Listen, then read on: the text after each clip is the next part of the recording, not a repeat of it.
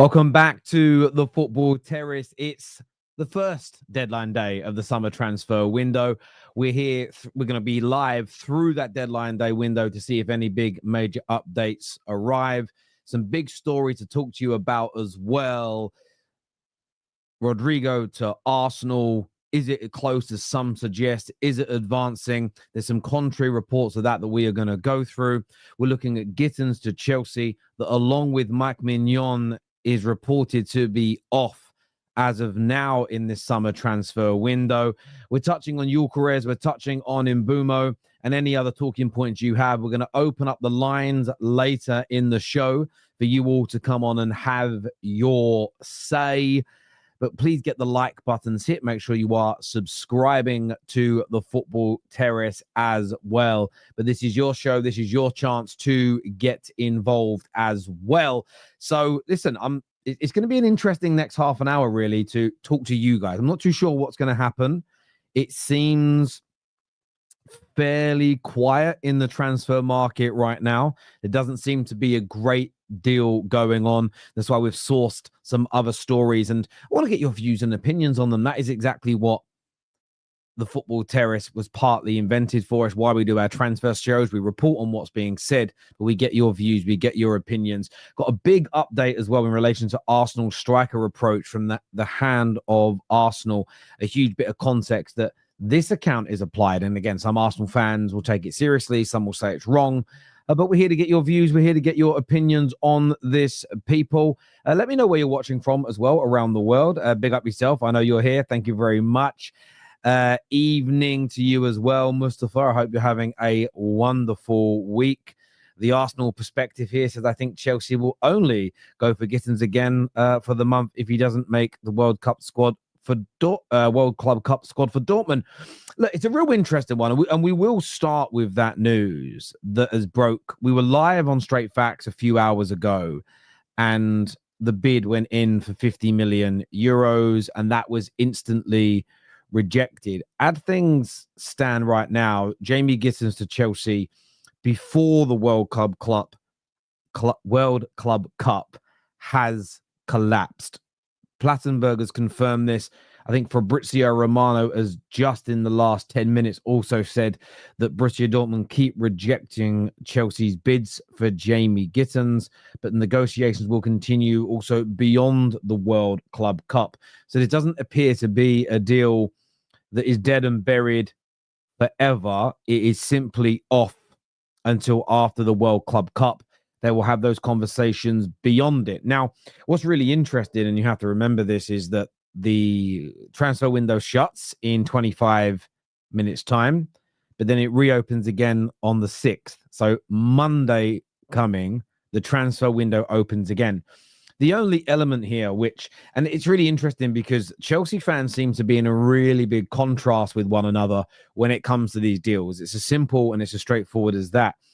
Our own Chelsea fans, as in the Terrace community, we saw this during Straight Facts. Some saying, no, we're right not to overpay. We are right not to bow down to their demands. You're talking about a £3 million difference. Chelsea willing to offer 42 million British pounds, according to Ben Jacobs, for Gittens, where Dortmund want 45 million pounds for that deal to complete now. So you're not talking a massive difference in valuation between the two football clubs.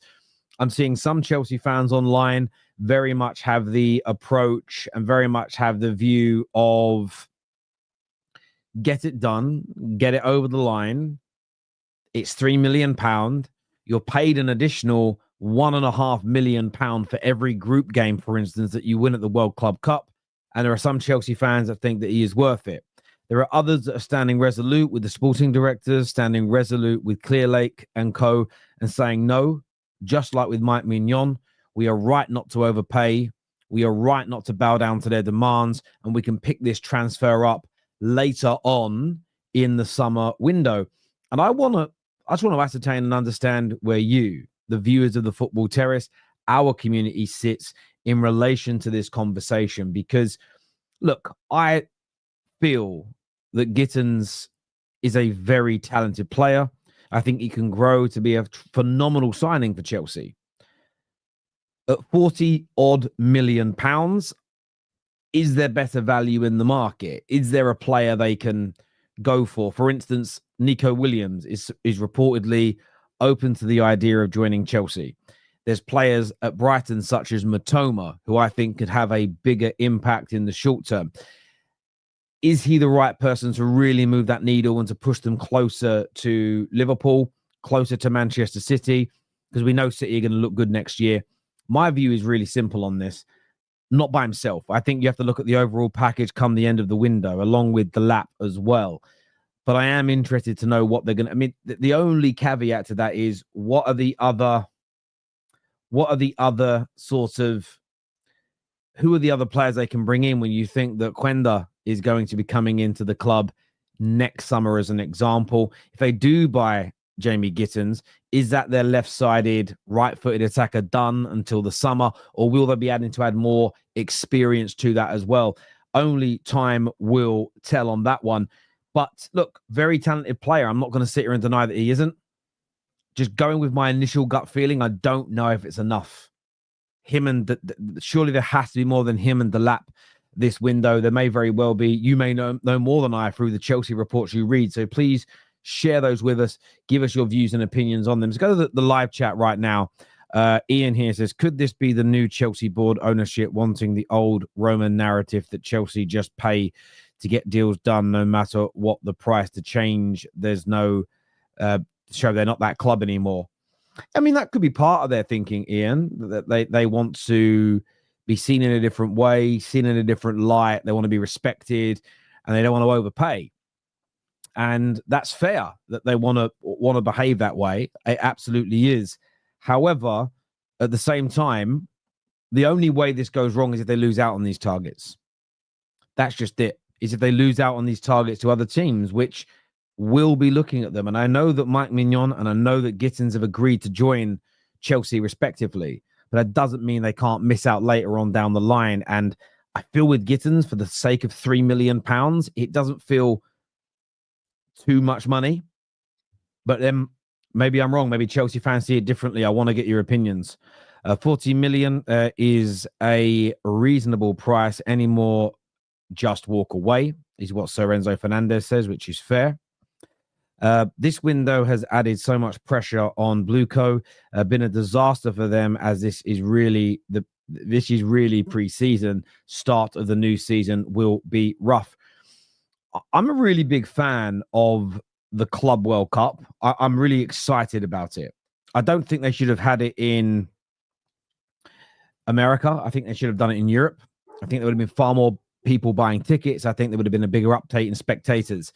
The atmosphere would be different as well. I think South Americans, I think Europeans, we make a very different noise at football compared to Americans, as our game is still very much a fledgling sport in the United States. However, I am excited about its concepts. The group stages will be okay, but it's the knockouts phase that I'm really into.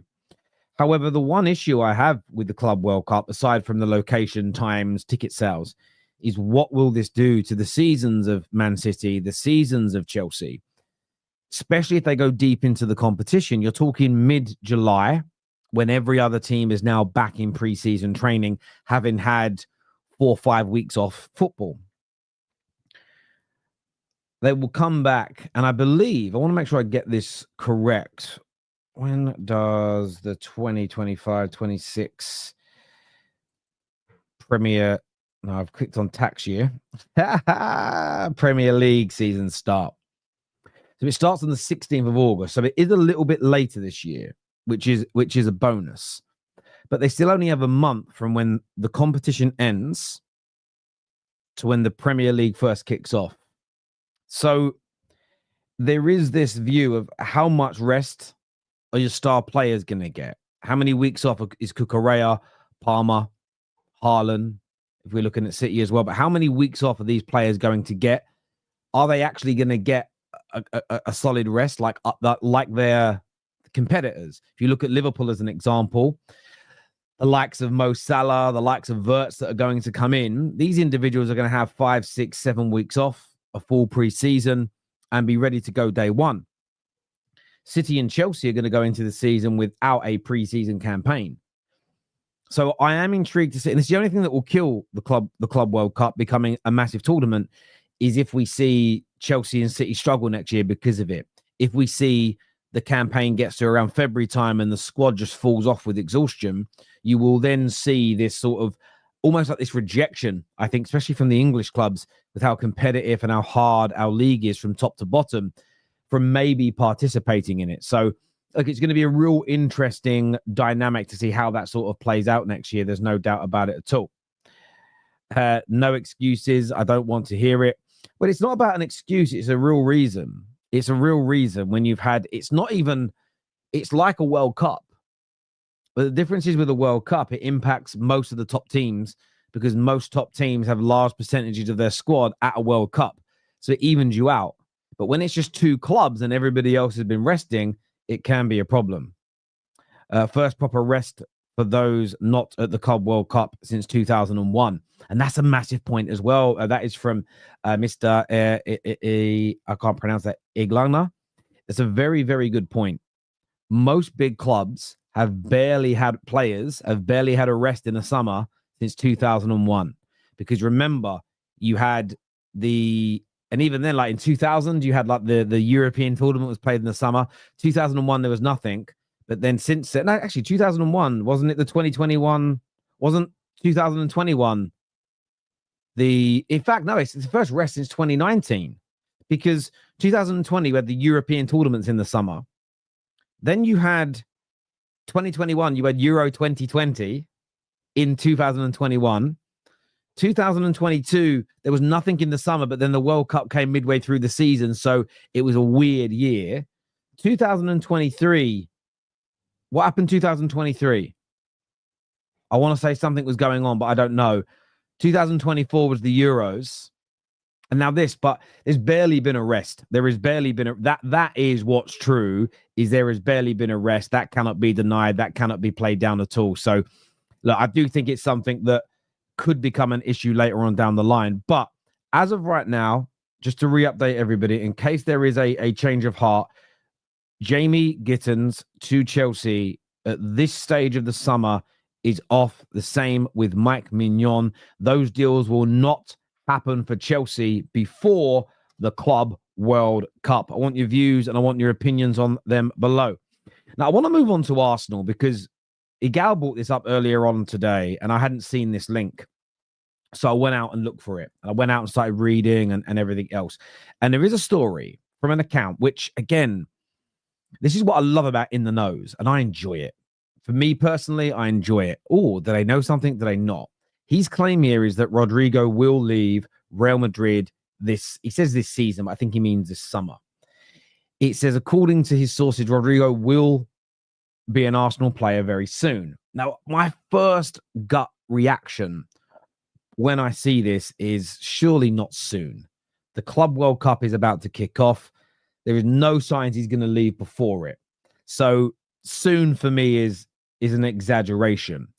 Doesn't mean it won't happen because there has been a fair amount of credible reporting that Arsenal see him as a number one or at least a top target, will make a huge financial offer to the player should he become available. That's been quite well documented. Doesn't mean it's advanced. Some reports have said it's advanced, and obviously we've touched on that. But my personal gut feeling is that it's still a fledgling stage. I don't necessarily think it's coming soon. That being said, another big account, connected to Arsenal, has said, don't let others pull the wool over your eyes. And it says here, Arsenal have not advanced on Rodrygo yet, which I must have been sent this by about 15 people in my DMs. Terry, you're going to report on this. What's your take on this? What do you think this means? And this is the element and the sort of contrast and the dichotomy in the transfer window I love, because it says not advanced on Rodrygo yet. That suggests that there will be an advanced push. There will be a moment where Arsenal make a move if they think the player is available. Now, I don't think Real Madrid will even entertain the idea, even if the player requests to leave before the Club World Cup. This is also a reason as to why you may see Arsenal not finalize a deal for a Williams unless they need to, or a Sane unless they need. And when I say need to, if they're looking at Williams and Rodrygo and really differing, but then it transpires tomorrow that Barca are days away from closing Williams if nobody else steps in, they may be forced into making a decision.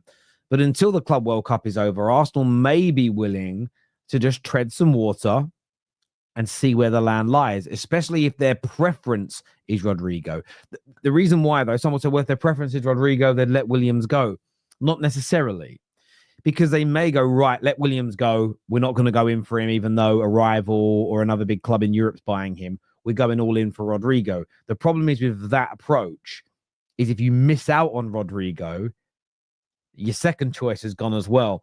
And if you see your second and your first choice as quite narrow, there isn't this big gulf in which one you prefer. Arsenal may look at it and say, do you know what? It's very hard to get Rodrygo. It's an exceedingly complicated deal. Williams is gettable now, today. We can have that over the line ready for pre-season. They may opt to go for that.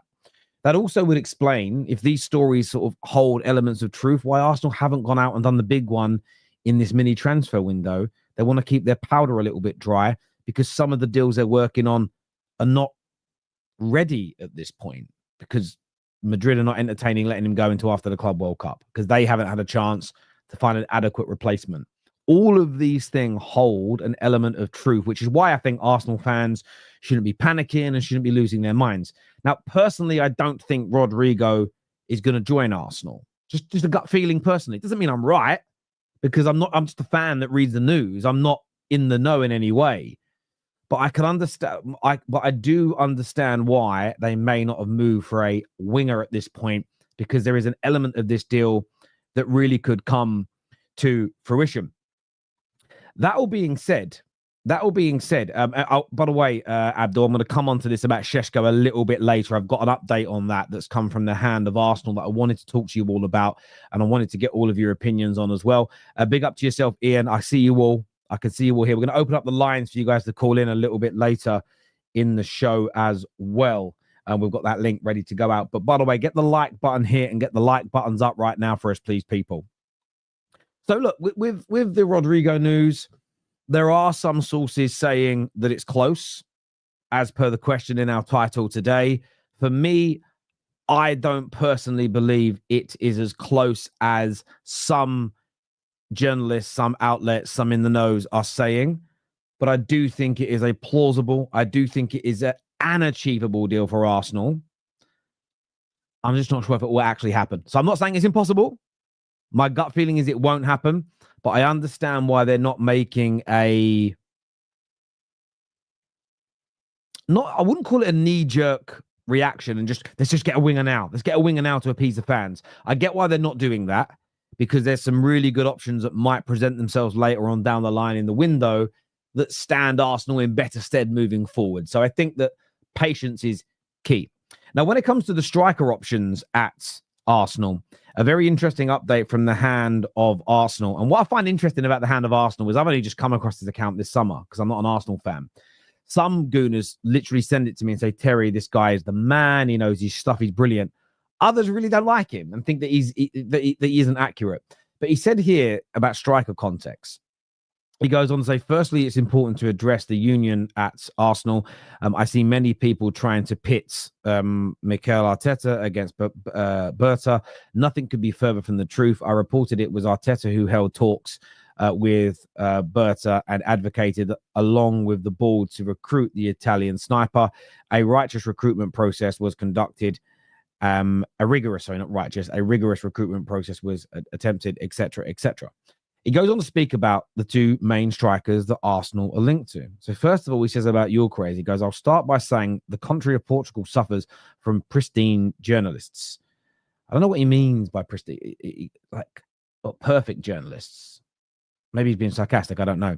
Therefore, once Mr. Ornstein reported our interest in the Swede, we had many reports on ghost offers for him, but nothing materialized. Berta has every financial detail on his file, and as I reported, no bids have been made as of yet. Although the reporting was heavy, it was crucial to pin that it resulted in no official offer being placed as of Monday. And what I find interesting about this is I'm not denying what's being said here is true, but I love the wording of official bid, because I do agree that Arsenal have not placed a single official bid for either striker. What I think they have done, though, and it depends whether you're like me or whether you're a stickler for the process. If Berta sends a WhatsApp message, and WhatsApp is where a lot of these conversations take place, to a sporting director at Sporting and says, would £55 million be enough to get this deal done if we structured it this way? That, for me, I still consider that a bid, personally. I still look at that as a bid or an offer for a player. You could call it an inquiry, but I still think it's a bid of some sort. Equally, do I think Arsenal have offered personal terms to Gyokeres? Yes. Do I think he has agreed to them in principle in terms of where he would play in the team, the salary that he has been offered, bonuses? Yeah, I do think some of those stories from Portugal are true. I think those types of conversations have happened. What is also true is that Arsenal haven't sort of firmed those up with official offers, with paperwork and legal documentation, as they have done with Zubimendi. What he also goes on to state is that Benjamin Šeško, he goes, Arsenal have been linked, been in talks with Šeško's camp for 2 years now. Hence, when reporting emerged on Friday, I was silent. Let me explain their internal situation, which they don't want to be made public. The club need to sell immediately. So this is talking about Leipzig. They are in advanced talks with their new coach and also want to plan their own summer transfer window with targets lined up. As you all know, no Champions League money for them. The sporting director has also been briefing journalists to sensationalize these talks. He then further briefed them over the weekend about Leipzig being calm. When they are far from it, it is posture. It is for them to posture publicly. I can tell you firsthand, they initially leaked the Saudi interest as a last-ditch attempt to hurry up Arsenal. Sam Dean is spot on about 2 clubs in Saudi being in for him and could well try to tempt urgently. As far as I'm aware, personal terms have not been agreed. And again, I would love to question one is, what do you mean by not agreed? Do you mean formally, like Zubimendi has, or in principle? Because he goes on to then say, but won't be an issue at all. The player is personally told Arteta he's ready to lead the line for Arsenal. So again, me as a person, if you say to me, a player hasn't agreed personal terms, but they will be done easily, and he's told Arteta that he wants to join, that's just personal terms are agreed for me. I just live in. I do get technically, you could say they've not been, but for me, cut through all the bullshit, it sounds very promising. But what it reads like to me when you go through this piece from the hand of Arsenal is that Arsenal are just not in a rush. They're just not panicking. They are very comfortable. They believe they're in control of these deals for strikers. They believe they're in a very good situation. So therefore, there is no need to rush. They're going to negotiate the price down as best they can, which is key. And this is where I think Arsenal fans need to relax a little bit. And I'm going to go to your comments in just a second. What I'm reading there about the Leipzig-Arsenal relationship is Leipzig are desperate for money. So they are trying to force Arsenal quickly to pay the maximum price possible by leaking stories maybe about rival clubs getting involved, Saudi clubs getting involved. But essentially, personal terms are going to be no problems, or personal terms are agreed. Šeško wants to lead the line for Arsenal. He has told that directly to Arteta. So, of course, you don't want this to stem well into pre-season. You don't want to start the season without him being in your team. And I actually think the transfer deadline window, by the way, is going to shut before. Now, it's open until Monday the 1st of September anyway. So you don't really want to go into the first 2 weeks of the Premier League without him. However, there is no point at this stage on the 10th of June bowing down to Leipzig's demands. There's no point now on the 10th of June listening to the negative Nellies, the Arteta routers, the negative crowd. Just buy a player. It's not my money. I don't care how much we spend. And end up dropping an extra 20-25 million pounds on a striker that you don't have to. You are better off negotiating. You are better off putting a club that's in financial disarray under threat. You're better off putting a club that's seeking a new manager and needing to get his house in order in trouble to make them lower their price. So having read that, and you couple that in with all the other stories that have come out that we have shared on the Football Terrace, I do think that Šeško has agreed terms, or terms are no problem. He wants to join. I believe, reading that, I believe Arsenal were in full control of the situation. I didn't know about their financial difficulties, so that's something new for me. So it makes a hell of a lot more sense now why Arsenal are not pressing the panic button and just, yep, there's 90 million euros. Thank you. Take it. We need him quickly. We need him quickly to appease our fans. And I think Berta's doing the right job here by not appeasing panicking supporters and actually doing his best to try and get the best price possible. Now, if they botch it, leave it 5 weeks and end up paying the maximum price anyway, then criticize them. But their job is to get that price down as much as possible. So look, it's very, very, very interesting as well. Enzo here says, should we have the same energy with Chelsea? Listen, I think you can. It depends on this, though. If Arsenal were going into the Club World Cup and they were deliberating now over £2 or £3 million difference in valuation, and they needed a new striker to give them a really good chance of winning it, I would say no. I'd say pay that extra bit of money. It's a couple of million. What we're talking about here with Arsenal, Leipzig, Šeško, is you're talking about a differential in valuation of around 20 million. That is substantially different. So, but again, if they were going into this tournament and they needed more reinforcements, then I do think it's something that should be looked at here. But I do get your point, and it does hold value, and there is a real good challenge in there. Evening to you, Lou. Hope you are well. Thank you, one of our members of the Terrace. By the way, the link, if you want to become a member, is pinned to our live chat. Be amazing if you could and would. Let's have a little look here at some more of your comments that have come through. It's every player's dream to play for Arsenal. Šeško and Rodrygo dreams are about to come true, is what Carl believes here. Firsthand, bro talks like he's in the meeting. Well, I'm only repeating what somebody has said, but there we go. It's not. I hope you're not talking about me. You can clearly see I'm reading something there. Dan here says Šeško should have stayed for 1 or 2 more summers for his development. No, I think he has to go now. Mazza here says Chelsea going in for Rodrygo now. Has that been reported? Where's that reported? And I mean that genuinely. Is that a proper report? Because I can't see it anywhere official right now.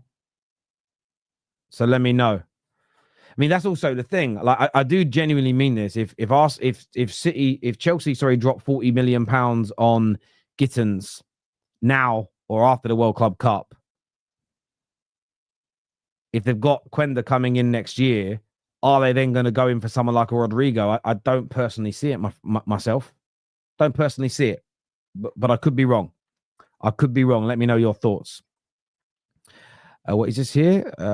Tottenham's Daniel Levy has met with Semenyo's camp about a possible summer move.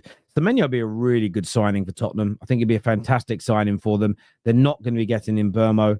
So, yeah, I'm not surprised. If Šeško is going to sign at the centre-forward position, the position of left wing holds greater... I do want to get this so it doesn't move. Greater gravitas because Šeško is still raw, but our left winger cannot also be inexperienced. That signing must be the right one. I mean, if you think about who you're linked to, though, you're linked to Williams, Rodrygo, Sane, and now Garnacho. Gittens is the other one. So none of them lack experience, barring Gittens and Garnacho. 3 of them, I think, would work perfectly. I actually think Garnacho would be a good signing for you as well, but he's not really a creator. He'd want to cut in and shoot more than he would want to pass. And I think with a player like Šeško, I think you need to look at more of a creator than a goal scorer. You need someone who can score, but I think you need someone who's going to want to get to that byline and pull that ball back for your striker, for his tap-ins and his headers and everything else. This year from Happy Clapper says Rodrygo to Arsenal would actually be scary. I think it'd be a massive signing if they could pull it off. And again, I'm only going by the reports that are out there. I don't necessarily think it's as close as the reports have said, but we will see. And maybe they mean close as in when the here we go drops. Cherky's confirmed. Yeah, well, you're going to see all three of Chelsea of City's signings confirmed. They're all done, my friend. So they're all over the line. They're all done. They're all finished. The here we goes have happened.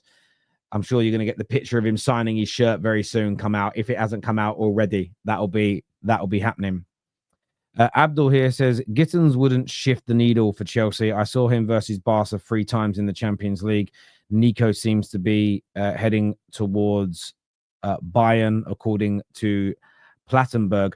Yeah, I saw Bayern today linked to Williams, and someone else they're linked to. Who else are Bayern linked to today? I can't remember off the top of my head. So Bayern, they were linked to Nico Williams, but there's also somebody else they were linked to, and I can't remember who it was. Leroy Sané. That was the other. Leroy Sané. That was who might be leaving. Rafael Leao. Who's who else they're linked to? So, yeah, both of them interesting players. Interesting players indeed. I'm still, the thing with Rafael Leao is I'm still not convinced by him. And even though against Spain, when he came on, he had some amazing, dangerous moments. There were still 4 or 5 times where he basically tackled himself. His first touch was awful. There's just something about him. I don't know what it is. Oh, they're linked to Barcola as well. Yeah, that's massive. That's massive. Barcola for me, I don't know what's going on at Paris Saint-Germain. I haven't read any of the stories surrounding it. If I was in there, I'd want to stay at Paris Saint-Germain. I really, really would if I was him. One of the other big stories tonight that I wanted to... One second here. I just need to... What was I talking about at that point? I can't remember now. I made a timestamp. I don't remember what I was going to say. I'll go back and check that. But one update that has come out this afternoon that I also wanted to touch on is in relation to my club, Manchester United. And that's in relation to Mbeumo and Gyokeres. It says here that Manchester United are sealing the deal to sign Bryan Mbeumo before focusing on the Victor Gyokeres transfer. The Mbeumo deal also, it was reported by Ben Jacob that Manchester United are in the process of just finalising that second official bid.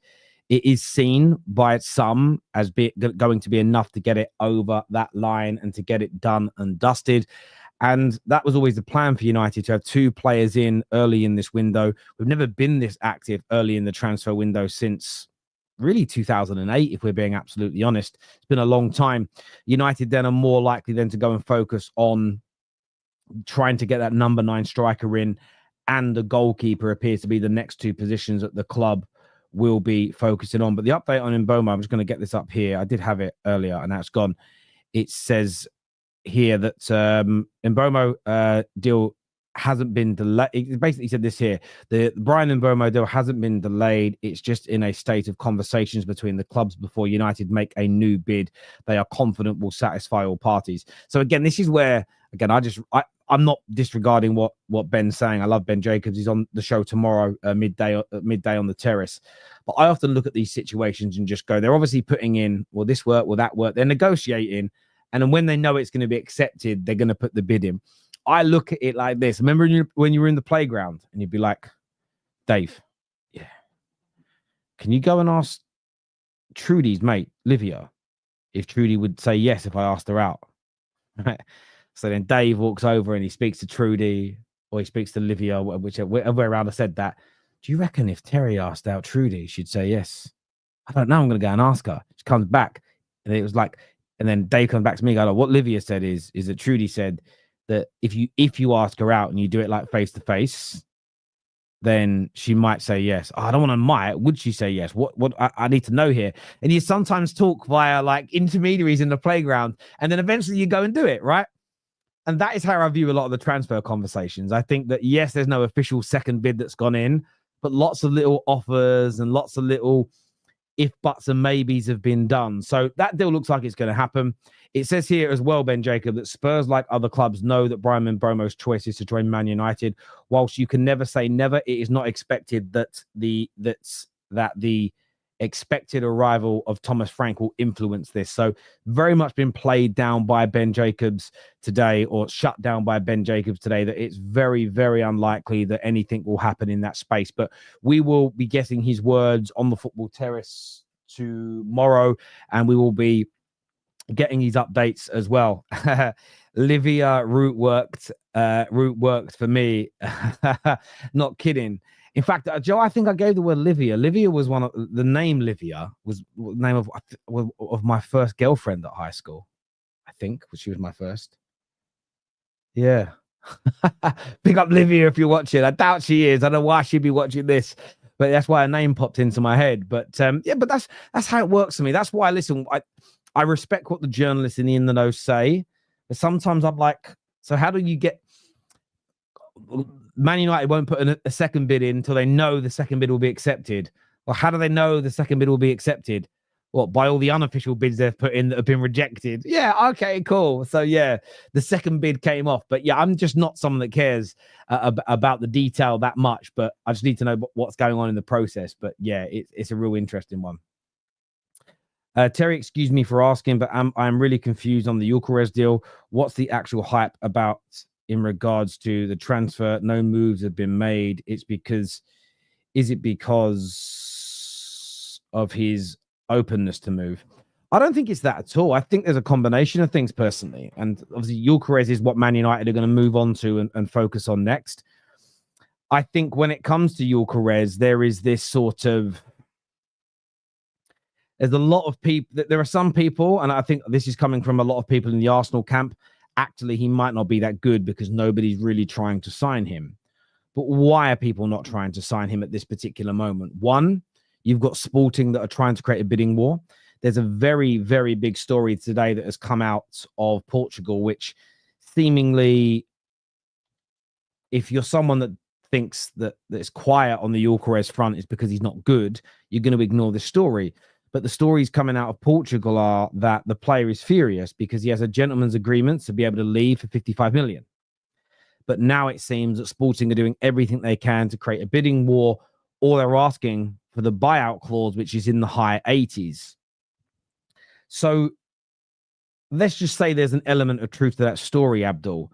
That's going to slow down proceedings, especially for a club like Manchester United, who have to get some of their ducks in a row, if they want to get Gyokeres done early. So what I don't want to see Man United do is wait until we've made all our sales, then move to the number 9 position. Why? Because by the time we get to the store, the shelves may be empty.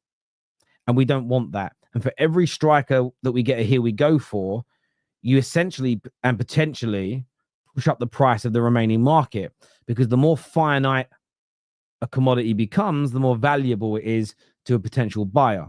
So Man United want to be able to move relatively quickly because we don't have a great financial standing. That being said, if Sporting are now saying no, buyout clause only, United are going, hang on, that's 25 to 30 million pounds more than we were budgeting for. So United have got to try and negotiate, and they've got to try and push that down as an example, along with other clubs. But Juve and Al Hilal have made genuine inquiries. We know that Arsenal have had genuine contact and genuine inquiries. So there's a number of top teams. There's also sides like Barcelona, who wants Alvarez next year and already have Lewandowski. Real Madrid, we know who their number 9 is, and Mbappe, they're not looking for a new one at this particular juncture. Newcastle, Man City are not looking for one right now. Chelsea don't want to spend the wages, so they're not looking at the player. They're looking for younger players on much lower salaries. Liverpool are one to watch as and when the Vert deal closes to see what they do in that number 9 role. There's still a lot of talk. They're going to look for somebody in that position. Šeško, Gyokeres, and Ekitike have all been mentioned around them. So it's just an interesting deal. And I think part of the reason it slowed down is because the asking price is now being pushed up by Sporting. And I think what Sporting have been after this whole time is a bidding war for the player. I think what a lot of clubs are doing is they're almost showing a cold shoulder to the player. So to thus avoid the bidding war and to try and get that price down. So United reportedly as well are actually comfortable for this deal to drag on into July. They want him in for pre-season, but they're happy for the next couple of weeks, 2 to 3 weeks, for this deal to continue in this way and negotiate. There is a feeling at Manchester United, and I'm only going by the reports in the media, that they are confident that this deal will still happen. The player is open to it. I mean, Fabrizio has said, had United beaten Spurs, there'd be a 99% chance of the player coming in, but also now states that Champions League football isn't even the deal breaker. It was more about the money being there readily. Again, if Man United had won that game, there'd be an extra 100 million coming in revenue. United might right now go, let's get it done. But where United need to be careful is if they get Mbeumo, if they get Cunha, if they then get Gyokeres, and then we do struggle to sell a player or two, we're left with a financial problem that we don't want to have. So I think that's the situation. For me, that's what I've read. That's what I'm looking at. You guys may see it differently. I'd love to get your views and get your opinions on that. We're going to open up the lines now for you guys to phone in and to have your say. I'm just going to find the link.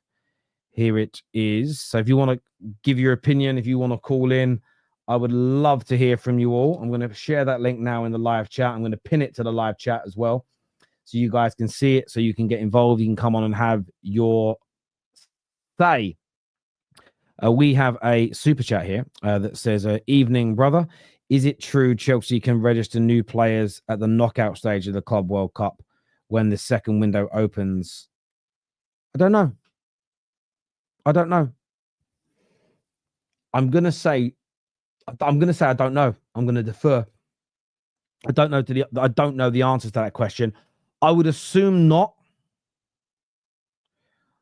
because then why would they have opened this mini window? My assumption is no, because they opened a mini window.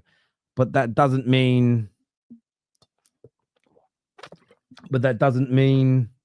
they won't. I don't know the answer. Yet you and Mark seem to be more concerned about a goalie. It's not about being more concerned. What I'm stating is that I actually think the goals was the most important part, simply read.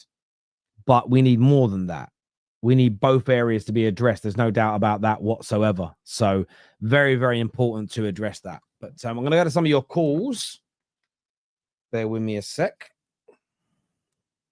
Is that all working? We're going to be getting Canadian Cam on twice in one day. Go on, Cam. I hope you do that for Steph. Do you know what I'm saying? Twice in one day. Welcome back to the show, mate. Hope you're well.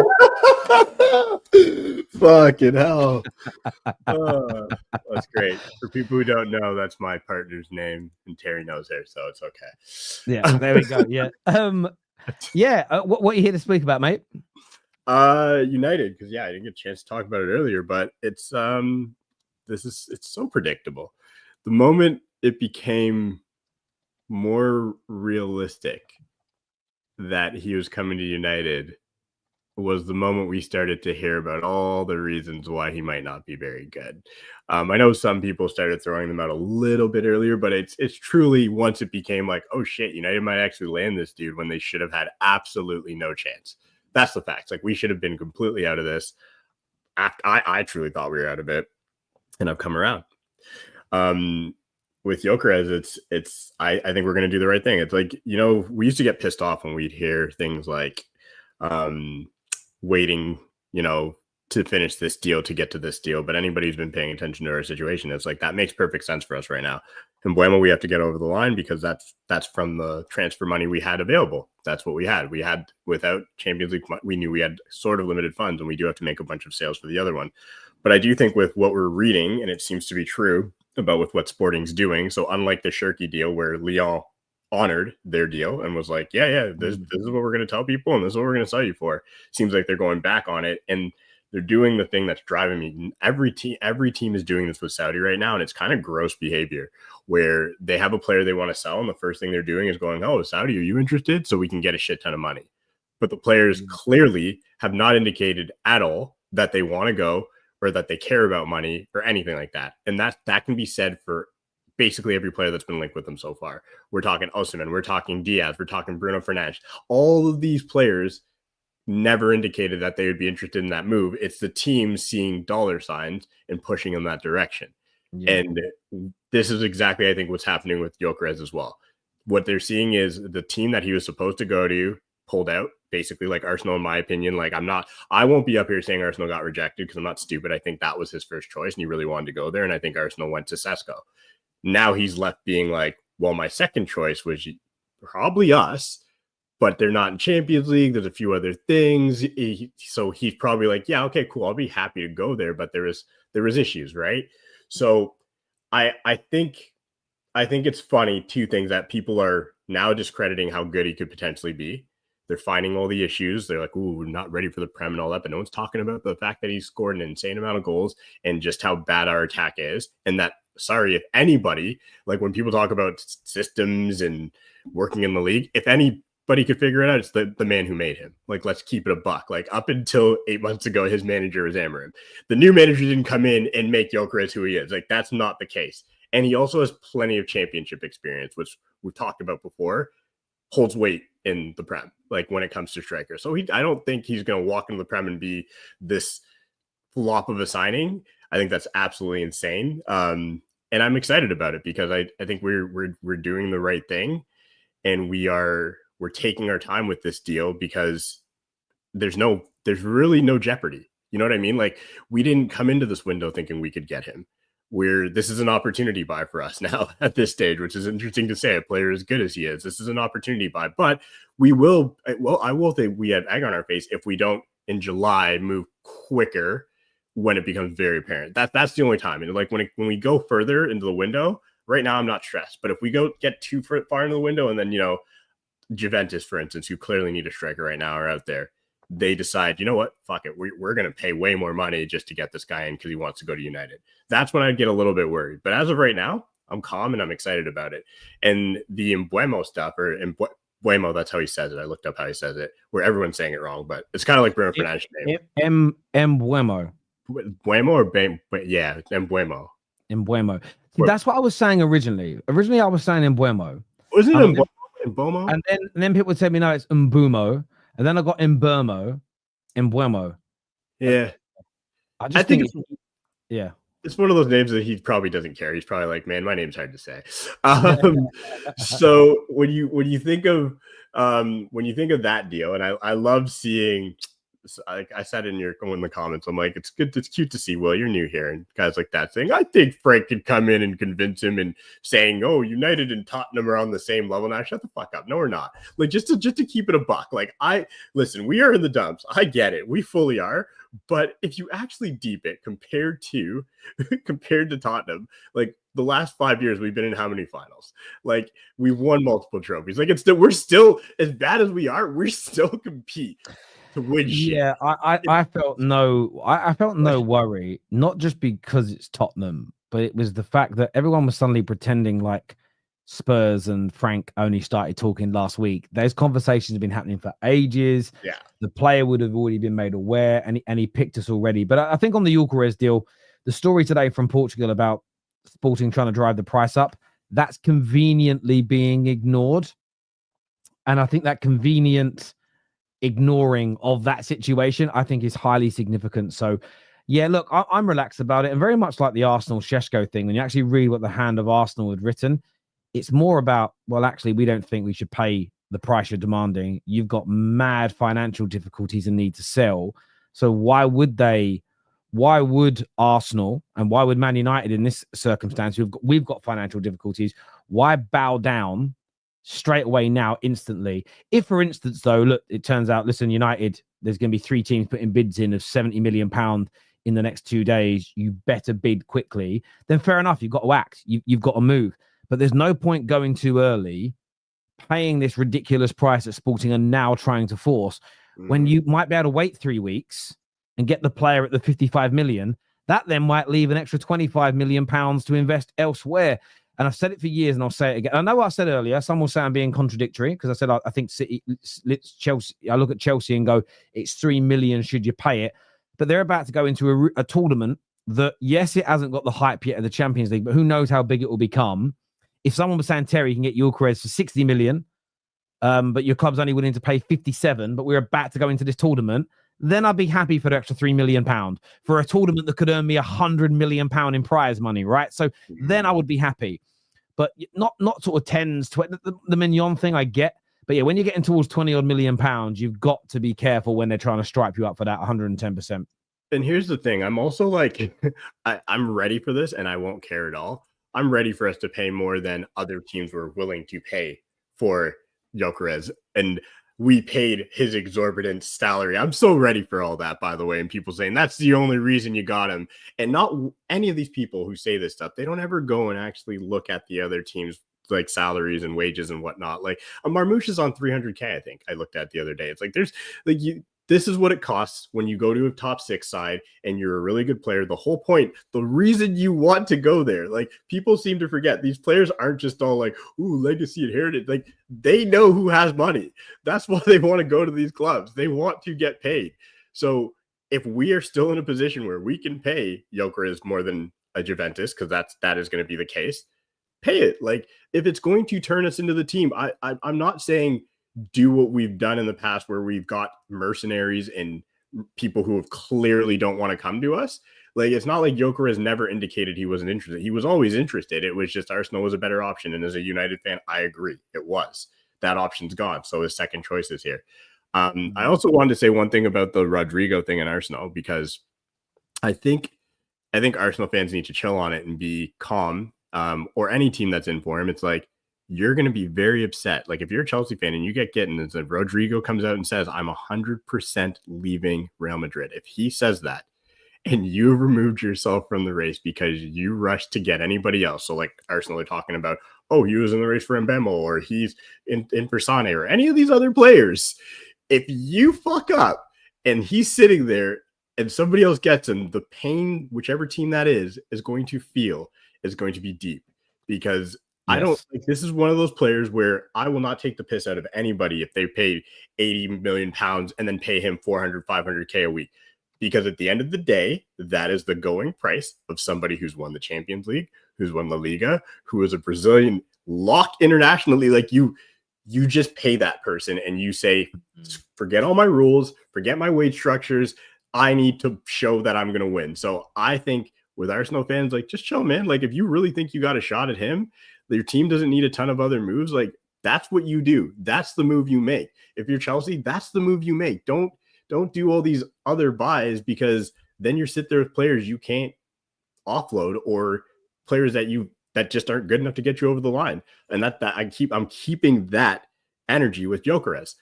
Don't go and buy some shitty striker or somebody who's an opportunity. Like just wait to see how it plays out. If we miss, we miss. That's fine. But the player you need.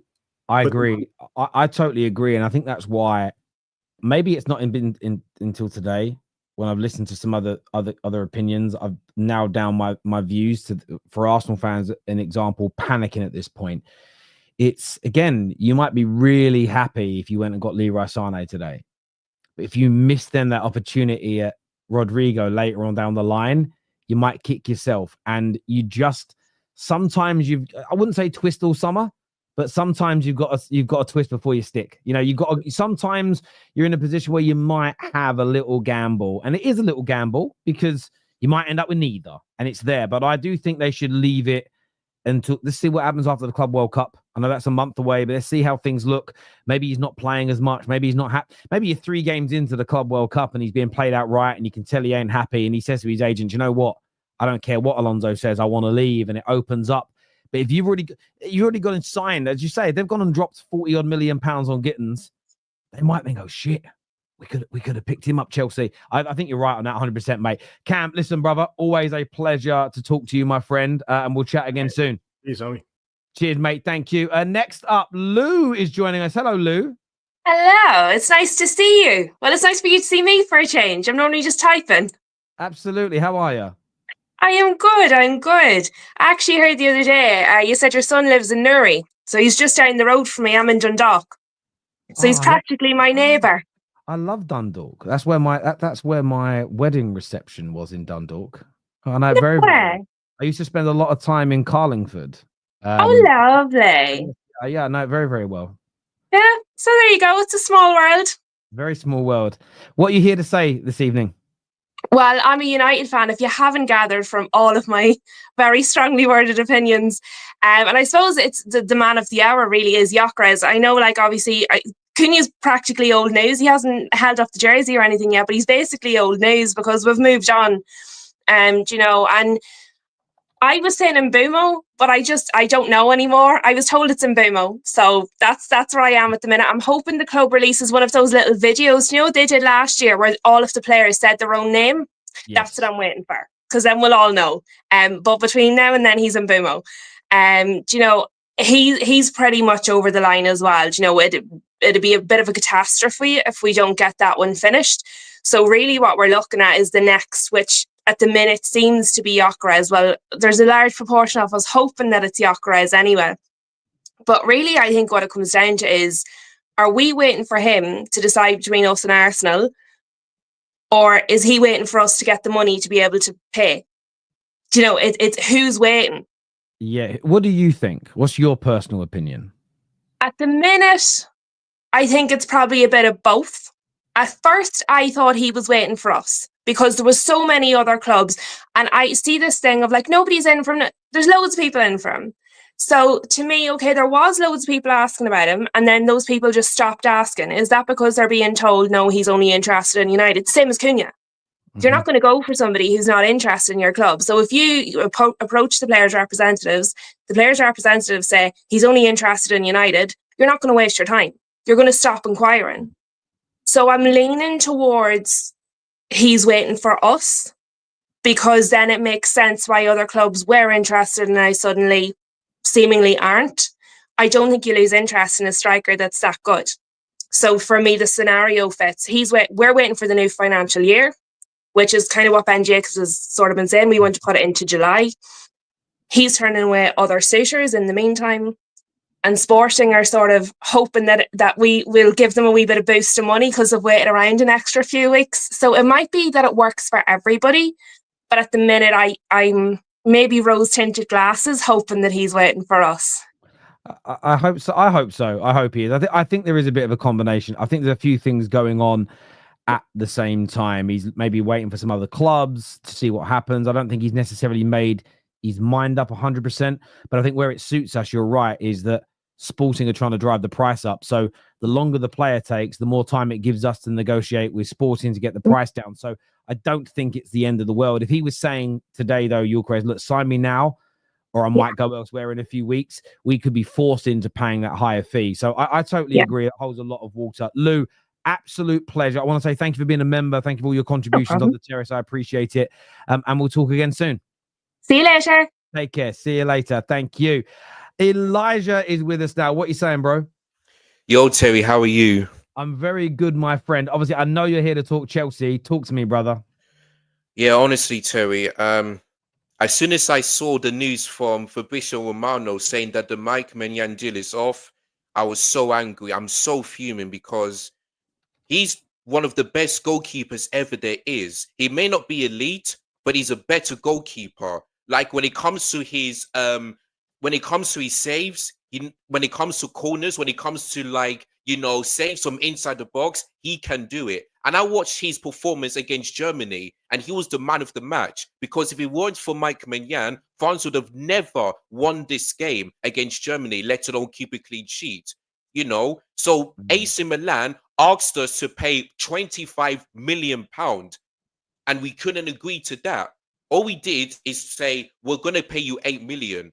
And I'm like, you think AC Milan are going to accept that? No, they won't. So that got rejected. Then we said 80 million, but they said no. So what AC Milan did, just get him for 25 million euro or you can't get him. But they couldn't agree, And that means that since the deal is done, that means we're unlikely to get a goalkeeper this summer. And I'm just so confused because he's a way better goalkeeper than Robert Sanchez, because yesterday I saw a stat that says Mike Maignan have led 4 errors leading up to a goal in the last 4 seasons. Yeah, the last 4 seasons, Mike Maignan has led to 4 errors.